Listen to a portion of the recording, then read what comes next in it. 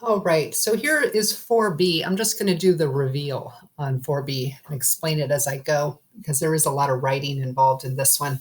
So this one, they do give us an actual matrix, so we can't just do it algebraically like we did this one here. We're actually going to have to write out our matrices. So they tell us that b squared minus b minus 4i is equal to k00k. So the first thing I'm going to do is I'm going to substitute this in for my b's, and I'm going to put in the identity matrix for my I. So I did my substitution right here. So here's my b squared minus b minus 4 times I. I, remember, is the identity matrix, and that's going to equal k00k.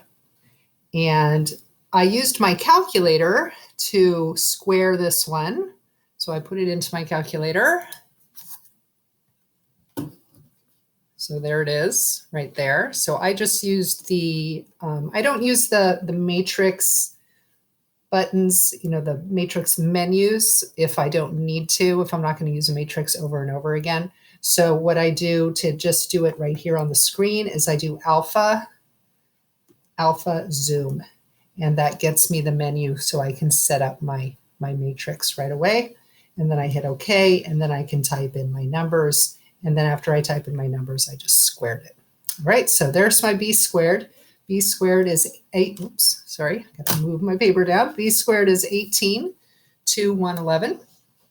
And then I'm going to minus my b. And then I went ahead and simplified my 4 times I. So when you have a scalar times a matrix, you just multiply all the terms inside the matrix by the scalar. So I get 4004.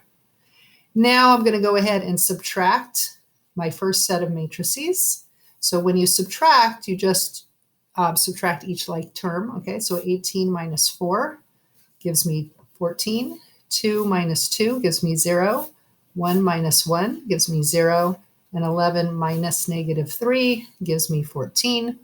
Then I subtract off my identity matrix times 4. So 14 minus 4 is 10. 0 minus 0 is 0. 0 minus 0 is 0. 14 minus 4 is 10. Therefore, k must be equal to 10 because both of these are the same number. Both of these are the same number. K is equal to 10.